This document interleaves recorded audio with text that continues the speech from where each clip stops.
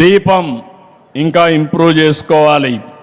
గంజాయి మీద యుద్ధం కొనసాగించాలి, అది కూడా కొంత లోపం ఉంది, ఇంకా తక్కువ ఉంది. ఇక్కడ సిఐ ఎస్ఐ గుర్తుపెట్టుకోవాలి, డిఎస్పి గుర్తుపెట్టుకోవాలి. ఇంకో పక్క పంచాయతీరాజ్ సర్వీసులు ఇంటింటికి చెత్త కలెక్ట్ చేయడం, దాన్ని కాంపోస్ట్ కన్వర్ట్ చేయడంలో బలహీనంగా ఉన్నారు. మున్సిపల్ అడ్మినిస్ట్రేషన్లు కూడా కొంచెం బలహీనంగా ఉంది. ఇండ్లు ఇచ్చే కార్యక్రమంలో కూడా బలహీనంగా ఉన్నారు. ఈరోజు ఇచ్చిన తర్వాత సాటిస్ఫాక్షన్ రావాలి, హౌసింగ్ శ్రద్ధ పెట్టాలి.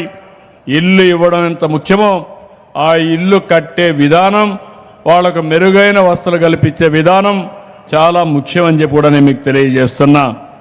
ఇంకో పక్క సోషల్ వెల్ఫేర్ రెసిడెన్షియల్ స్కూల్స్ అన్నీ ఇంకా ఇంప్రూవ్ చేయాలి.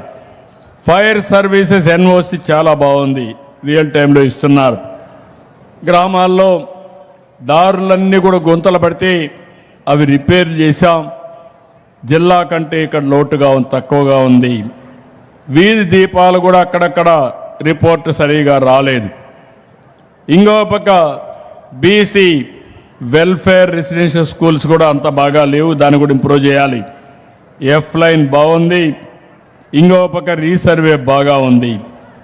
నేను ఎందుకు ఈ విషయాలు చెప్తున్నానంటే, నేను రాబోయే రోజుల్లో ఒక ట్రాన్స్పరెంట్ ప్రజల్లో ఎప్పటికప్పుడు సమాచారం తెప్పించి ఆ సమాచారానికి అనుగుణంగా గవర్నమెంట్ రన్ చేస్తున్నాను. పార్టీలో కూడా ఇదే చేస్తున్నా. మీరు ఈ విషయం గుర్తుపెట్టుకోవాలి. విజయశ్రీ బాగా చేయకపోతే విజయశ్రీ బాగా పనిచేయలేదని మొహమాటమే లేదు, నిర్మోహమాటంగా చెప్తానని మీ అందరికీ విజ్ఞప్తి చేస్తున్నా. ఒక ప్రజాప్రతినిధులు, ఒక అధికార యంత్రాంగం మనం అందరం కలిసి సమిష్టిగా పనిచేయాలి. ప్రజలు మెచ్చే పాలన ఇవ్వాలి. అంతేగాని మన ఇష్ట ప్రకారం మనం పనిచేస్తే దానివల్ల నష్టం వస్తుంది. ఈరోజు ఇన్ని సంక్షేమ కార్యక్రమాలు ఇస్తున్నాం, కష్టాలున్నాయి, ఇబ్బందులున్నాయి. ఆ రోజు మీరందరూ కూడా ఒక నిర్ణయం చేశారు. ఆ నిర్ణయం ఎన్డీఏని గెలిపించాలని. ఆ నిర్ణయమే మన పాలిట సంజీవినిగా తయారైంది. కేంద్రం కూడా సహకరిస్తున్నారు. ఈరోజు కేంద్రం పూర్తిగా సహకరించకపోతే నేను ఎంత ఆలోచించినా, ఎంత అనుభవం ఉన్నా, ఎంత తెలివైన వాడినన్నా, ఏమాత్రం డబ్బులు ఇంధనం లేకపోతే బండి కదలదు. ఈ విషయం మీరు గుర్తుపెట్టుకోవాల్సిన అవసరం ఉంది. ఆ రోజు మీరు ఒక విజ్ఞతతో చేశారు, ఒక నిర్ణయం చేశారు. 94% గెలిపించారు. ప్రతిపక్షానికి ప్రతిపక్ష హోదా లేకుండా చేశారు. ఇప్పుడు ఆయన వచ్చి నన్ను అడుగుతున్నాడు, మాకు ప్రతిపక్ష హోదా ఇమ్మని. నేనెవరు ఇవ్వడానికి? ప్రజలు మెచ్చితే మీకు ఇస్తారు, రేపు కూడా ఓట్లేస్తారు. ఓట్లు వేయకపోతే మీరు కూడా ఎమ్మెల్యే గారు. ఆ విషయం గుర్తుపెట్టుకోవాల్సిన అవసరం ఉంది. ఏదో విధ్వంసం చేయడం, ఒకప్పుడు తీవ్రవాదులు ఉండేవాళ్ళు, అడవుల్లో ఉండేవాళ్ళు, ఇప్పుడు ఆ సమస్య కూడా పోయింది. బెదిరించేవాళ్ళు, బెదిరించి మనం కానీ వినకపోతే ఎప్పుడో రాత్రులు వచ్చి చంపేసి వెళ్ళిపోయేవాళ్ళు, కొట్టేసి వెళ్ళిపోయేవాళ్ళు, భయభ్రాంతులు చేసేవాళ్ళు, హిట్ అండ్ గో.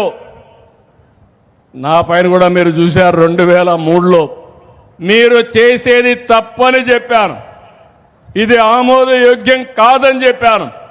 కడాన నా మీదనే 23 క్లేమోర్ మైన్లు బ్లాస్ట్ చేసి సాక్షాత్తు వెంకటేశ్వర స్వామి దిగొచ్చి నాకు ప్రాణభిక్ష పెట్టాడు. ఇది పునర్జన్మ తప్ప ఇంకోటి కాదు.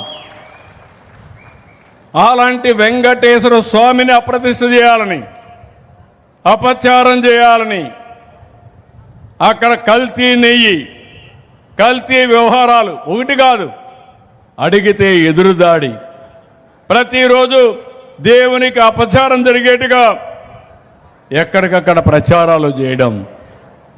నేను నమ్మిన దేవుడు, మా ఇంటి కులదైవం, నాకు ప్రాణభిక్ష పెట్టినటువంటి దేవుడికి అన్యాయం చేస్తే మాత్రం ఎవరిని వదిలిపెట్టనని మరొకసారి మీ అందరికీ హామీ ఇస్తున్నా.